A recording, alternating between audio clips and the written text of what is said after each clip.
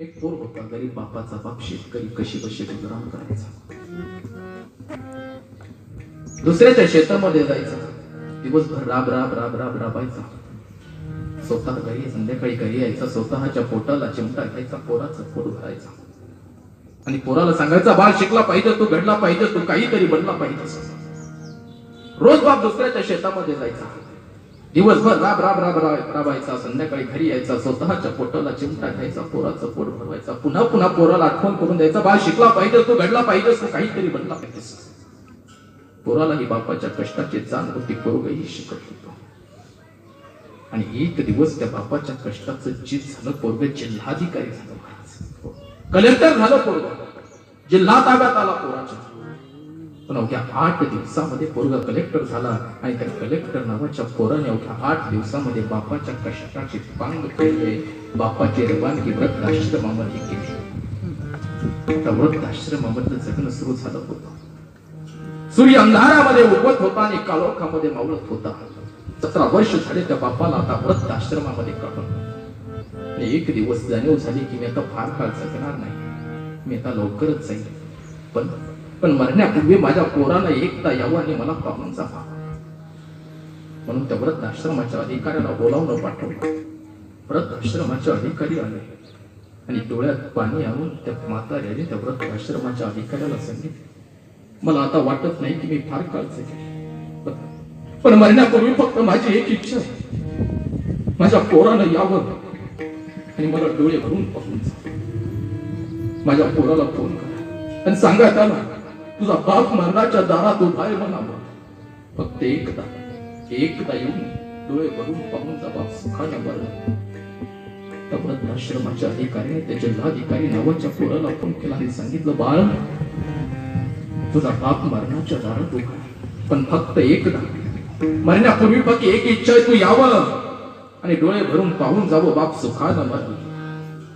त्या जिल्हाधिकारी नावाच्या पोरानं सांगितलं, उद्या वेळ मिळाला तर.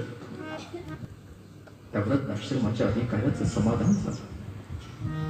पळत त्या म्हाताऱ्याकडे सांगितलं, बाबा तुमचा मुलगा उद्या येतो म्हणाला.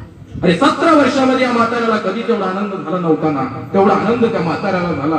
दिसेल त्याला ते म्हातारं सांगत, अरे का रे माझा पोरगा उद्या येणार आहे, जिल्हाधिकारी आहे माझा पोरगा, कलेक्टर आहे माझा पोरगा आणि जिल्हा आहे त्याच्या ताब्यामध्ये, लाल दिव्याची गाडी आहे, 10-12 पोलीस आहेत माझ्या पोराला. माझा पोरगा उद्या येणार आहे का रे, माझा पोरगा येणार आहे उद्या, जिल्हाधिकारी माझा पोरगा, कलेक्टर आहे माझा पोरगा, जिल्हा आहे त्याच्या ताब्यामध्ये. रात्रभर म्हातारं झोपलं. सकाळी 4 वाजता म्हातारं उठलं, आंघोळ केली, नवीन कपडे परिधान केले म्हाताऱ्याने आणि त्या गॅलरीमध्ये, त्या वृद्धाश्रमाच्या गॅलरीमध्ये म्हातारं अशी काठी. एखादी गाडी वाजली की म्हातारं गेटकडे पाहायचं, मोटरसायकल वाजली तरी गेटकडे पाहायचं, गेट वाजलं तरी गेटकडे पाहायचं. 8 वाजले, 9 वाजल्या, 10, 11, 11:30 वाजल्या आणि 11:30 वाजता वृद्धाश्रमाचं गेट वाजलं. पांढऱ्या शुभ्र रंगाची गाडी त्या गेट म्हणून आतमध्ये येताना पाहिली आणि म्हाताऱ्याला जाणीव झाली की माझा पोरगा आलाय. तसं म्हातारं मोठ्याने ओरडाय, का रे माझा पोरगा आलाय, जिल्हाधिकारी आहे, कलेक्टर आहे, जिल्हा आहे त्याच्या ताब्यामध्ये, माझा पोरगा आलाय, माझा पोरगा आलाय. गाडी उभा राहिली, गाडीचा दरवाजा उघडला, गाडीच्या दरवाजामधून एक व्यक्ती बाहेर पडला. हे दृश्य त्या म्हाताऱ्याने पाहिलं आणि धाड दिशेने म्हातारं त्या फरशीवरती कोसळलं.